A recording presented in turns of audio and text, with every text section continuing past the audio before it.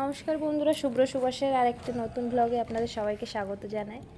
আজকে বেরিয়ে পড়েছি বাড়ির উদ্দেশ্যে। সিকিম থেকে যে চলে যাচ্ছে এক সপ্তাহের জন্য।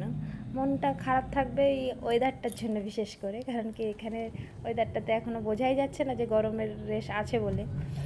যে সকাল এখন বাজে সবেমাত্র 4টে কত হয়েছে, আর এই সময় আমরা বেরিয়ে পড়েছি। আমরা সবেমাত্র বেরোলাম, আর বেরোনোর পরে আমরা দুজন তো জেগে আছি, সাথে আমার গপুও জেগে আছে, সাথে আমার সোনাও জেগে আছে।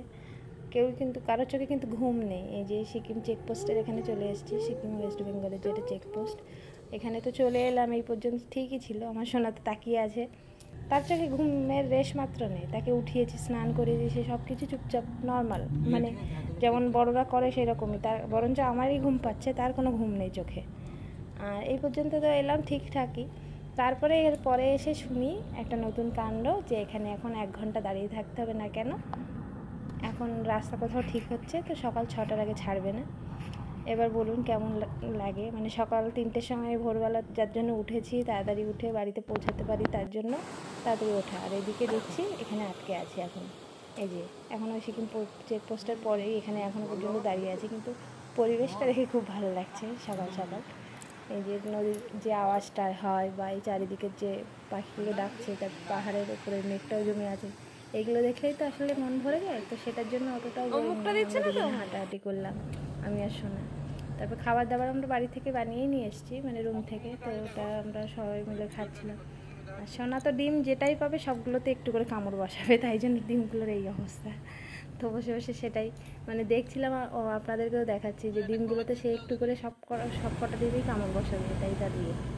আর এই যে এখন চলে এসেছি ফারাক্কা ব্যারেজের এখানে প্রচুর পরিমাণে পানকৌড়ি আমি যাওয়ার সময় দেখেছিলাম।